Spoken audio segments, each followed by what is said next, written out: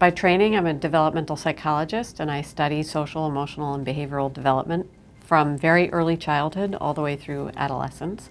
The focus of this School of Education and of my work and the work in our lab is really to bring together what we know with what we do, and then to understand what we do more fully so it feeds back into what we know. We noticed something, which is that there are lots of powerful, impactful, evidence-based programs, and the research base has been built upon those programs, and those are great things. And lots of places can adopt those and implement them if they have the resources. But in reality, not all places who adopt evidence-based programs actually can implement them in the ways that align with how they were studied originally. We also heard from our partners when we do work in classrooms and schools that teachers, that educators are seeking something that allows them to integrate all the work together, to really fuse it together. If the options for implementation of SEL practices are only evidence-based programs, we're probably not going to get as far as we would like. We need an alternative or an additional set of options. As researchers, we wanted to stick to evidence. So we began by essentially deconstructing 25 evidence-based SEL programs and looking for what we described as common denominators of practice. And this is how we eventually got to this kernels idea. Our notion was that if you find the things that are the same across all of them, those are the things that likely account for the effects that we see.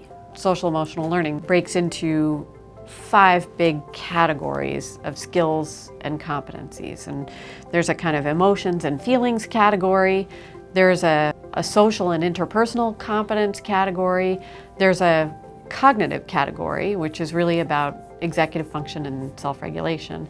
And then there are 2 others that we work with that are also in the literature. There's beliefs and attitudes about oneself, like can I do it, self-efficacy, mindset, that kind of thing. And then there's really sort of character, like values, civic, intellectual, interpersonal values. And so we decided that we would seek and try and design kernels that fit and targeted skills in each of those 5 categories.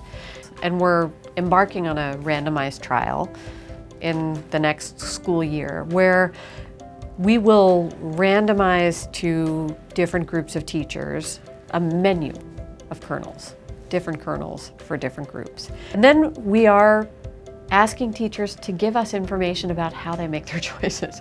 One thing we learned is that it is easier for educators if they have a small set that everybody is asked to do, meaning 4 or 5, we call them core kernels. Everybody is going to do these. You get to choose when to do them, but we're all going to do Cool Kid, Feeling Circle, Brain Games, and 2 other things.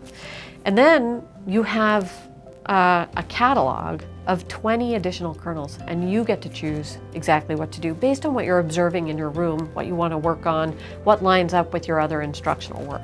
So kernels are on cards. They have to be captivating materials, and you have to be able to read it, understand it, and do it quite easily. For the core kernels, we have cards for every single grade.